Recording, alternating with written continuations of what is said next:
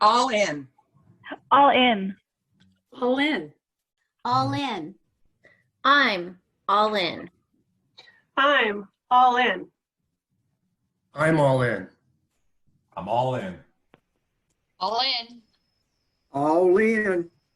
All in. All in.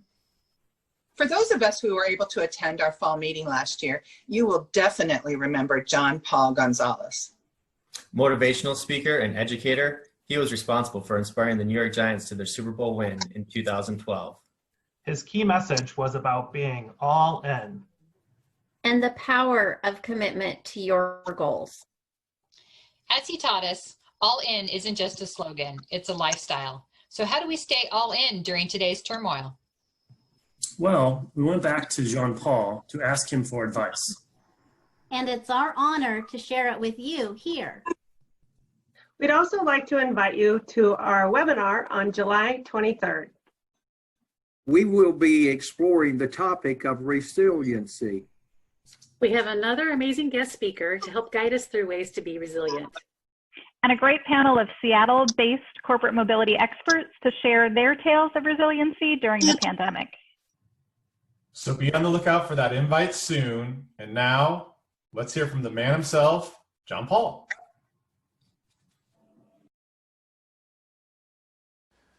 How's it going, guys? Gian Paul Gonzalez here. It was such a pleasure and honor to be able to share with you earlier this year about what it means to be all in. And first of all, congratulations on the new name, Puget Sound Relocation Council. And I'm not sure if you guys knew this, but it was especially just really fun for me to be able to come out to Seattle and share with you guys.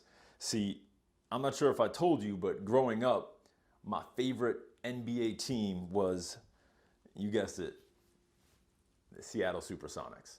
In fact, this is probably one of my most prized possessions right here.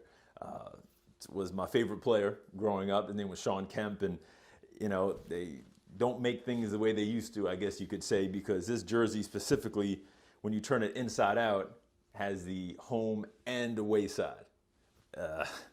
It's still pretty awesome, and hoping they bring the Sonics back. But a lot of people have been asking me in the past couple of months, you know, Gian Paul, how do you stay all in? You know, how do you keep giving your very best in such difficult times, in such, you know, a time of uncertainty?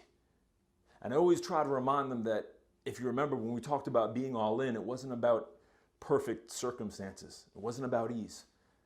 It was about resilience. It was about choosing, because remember, it's a choice. And commitment is not a feeling, it's an action.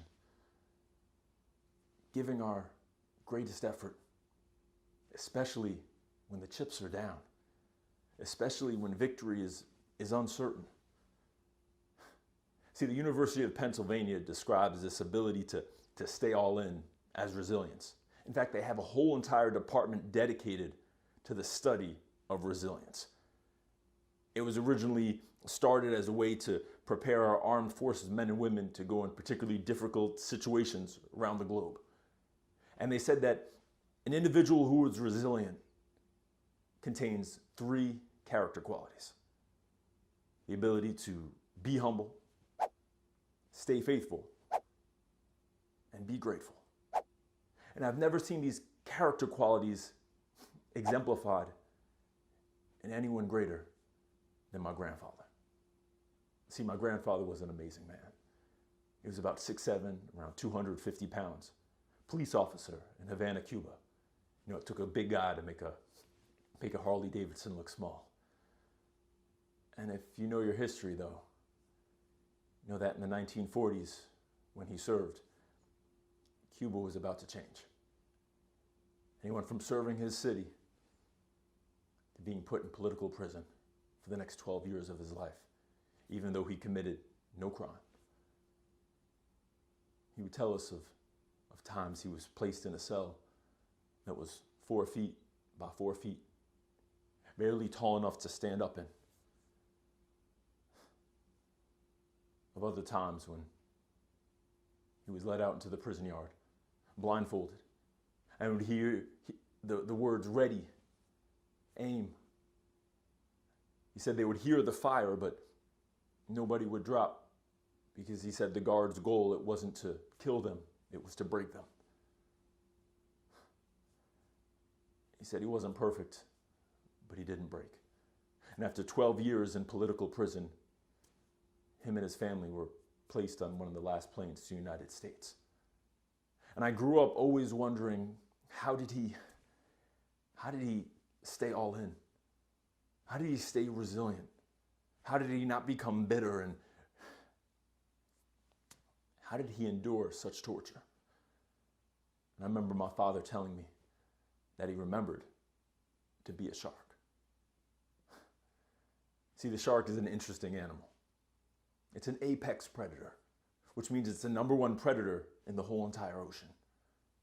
But see, what's amazing about a shark is its #1 weapon, it loses every single day.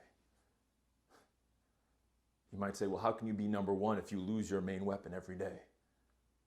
Well, see, a shark's teeth, they're not held in like our teeth. They're held in by cartilage, which is soft, like our nose, our ears.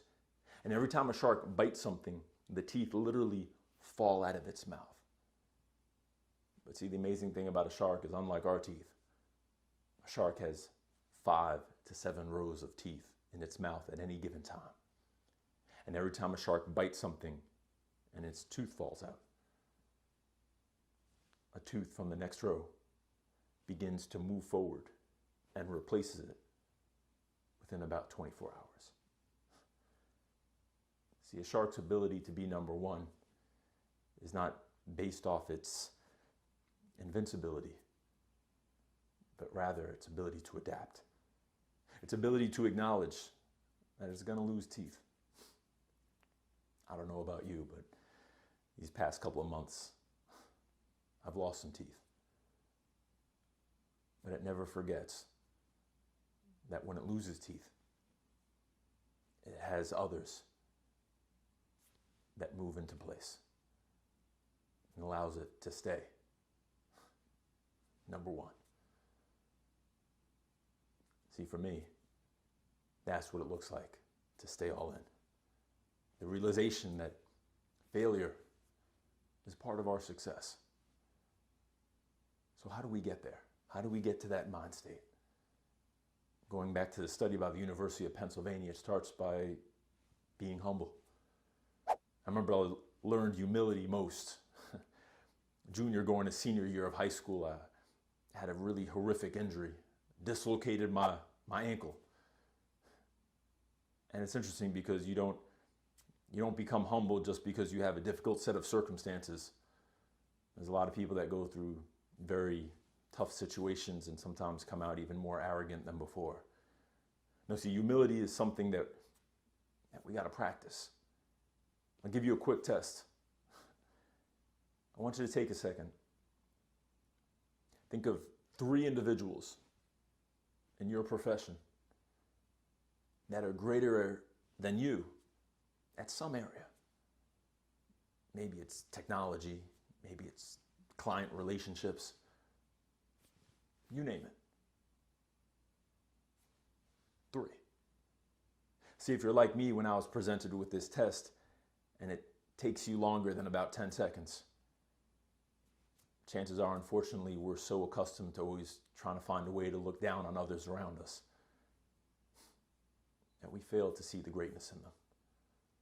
See, my coach, he gave me this equation as I was rehabbing. And he said, Gian Paul, if you can live by this equation, you'll be a great player. I said, well, I'm not really an algebra or chemistry guy. He said, don't worry about it. The equation is quite simple. He said, it's actually ecological. He said, everything that lives on this planet must abide by this equation in order to survive. And he said, the equation is L is greater than or equal to C. And he said, C stands for change. He said, you can't stop that. Everything is always going to change around you. This game of basketball changes. The way the earth spins on its axis can't stop change. But he said, L in the equation, well, that stands for learning. And he said, that's something you can control. He said, as long as you're willing to learn greater than or equal to the level of change around you, you'll be great. And it's interesting because you can plug that equation in just about every single living thing, past and present. Dinosaurs, the great empire of ancient Rome, successful athletes, leaders. Chances are, if they're willing to learn greater than or equal to the level of change around them, they're still in power. They're not just surviving, they're probably thriving. Are we willing to do the same? Are we willing to learn? But see, the difficult thing about learning is true learning only happens when we're willing to admit that we don't know. And oftentimes in our society, it's more acceptable to make up an answer than admit we don't know one. What does that equation look like for you in your industry? Is there individuals that we need to stop seeing as a threat and start accepting that we can learn something from? And how to do that Zoom conference better? How to better respond to the instability around us? What does that look like for you? Now, see, the second part is staying faithful. And I never learned that more in my life than when I ran the New York City Marathon. See, I got this message on Facebook from someone I didn't know. I'm sure a lot of stories start that way, but in the message it said, Mr. Gonzalez, we know you just finished playing professional basketball out in Los Angeles, and we have an interesting proposition for you. We run an orphanage in South Africa, and we were wondering if you'd be willing to run the New York City Marathon as a way to help our fundraising efforts. I said, well, I think maybe you have the wrong guy. I mean, the game of basketball, I've actually never run more than about 1 mile in my life. It's more of a sprint game. They said, no, we know that. They said the one caveat is that we'd like you to run the New York City Marathon while dribbling a basketball all 26.2 miles. I told them I would think about it and pray about it, which at that time meant no. But about a week later, I contacted them back and said, sure, let's give it a shot. So I trained for weeks, and weeks become months, and before I know it, it's November 3rd, the day of the New York City Marathon. And there I am standing on the edge of the Verrazano Bridge where the marathon starts, 41,000 other runners, over 2 million spectators in attendance, and they tell us to go. And as you can imagine, I'm getting a lot of looks, holding a basketball, at the starting line of the New York City Marathon. But we begin. And, it's funny because dribbling a basketball during the marathon is actually not as hard as you'd imagine. The running motion is something like this, and dribbling a basketball, you kind of just turn over the palms of your hands. And so begin running and dribbling through Brooklyn, into Queens, and down into Manhattan, and then up into the Bronx. And what was interesting, though, is the very thing that most people would say would probably have been my downfall actually turned out to be my salvation. The basketball. See, I naturally would have gotten so overwhelmed with my pace or, going through a route that was so unfamiliar. But all I simply did was choose to focus on taking it one dribble at a time, focusing on the ball that was right in front of my feet.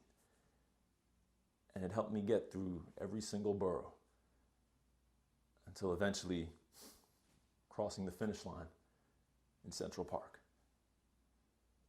I want to ask you a question.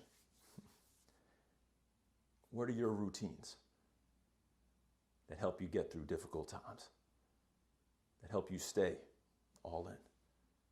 See, my routine in that marathon that was unfamiliar, where at times I wouldn't know the start from the beginning. And I know sometimes it feels like we don't even know when the finish line will be. What are the routines that keep you grounded, that keep you sane, that keep you motivated? Is it even in simple responsibilities. Too often we think of responsibilities as a form of constraint, but I love the quote by Erwin McManus, who said that when we abdicate our responsibilities, we eliminate our opportunities. I'm pretty sure we could all think back to certain opportunities we were given in life, and it didn't happen from some random chance of luck. It usually happened when we were right in the middle of responsibilities that for other people might seem mundane, but for us was giving us the discipline we needed to be right where we needed to be and take advantage when we had the chance. What routines do you need to make sure that you're practicing, that you're staying committed to, as small and as mundane as they may seem, that are getting you prepared, that are helping you endure the marathon that is this season right now? And the last part is staying grateful. How do you stay all in? It's gratitude. A lot of people ask me, how do you do it, Gian Paul? Especially when you don't feel it. Like we said in the beginning, it's not a feeling, it's an action. And if I'm honest with you, I never feel like being all in. But one of the things I try to do is take a moment in the morning. Remember somebody in my life that was all in for me. I told you about my mom sticking with me when there were so many complications with her pregnancy. Coaches, teachers I've had that challenged me, not just to be a better player or a better student, but to be a better man. Who is it for you? Who's been all in for you? Is it that teacher? That coach? Spouse? Father? Mother? I don't know who it is. I want to challenge you. In the midst of when you're feeling the lowest, send that text. Send that email. Make it simple, but make it detailed. Not just a thank you, but tell them why and be specific. See, the amazing thing about gratitude is usually when we practice it, and it is something we have to practice, it's a muscle. When we practice it, it usually turns out to be the best part of our day. But for the person who receives it, it turns out to be the best part of their month, year. That's how we stay all in. By being humble, staying faithful, and being grateful. Puget Sound Relocation Council, that's my advice. It's my hope that you guys will see your chip. And remember, it's not just a slogan, it's a lifestyle. God bless you guys. Hope to see you soon.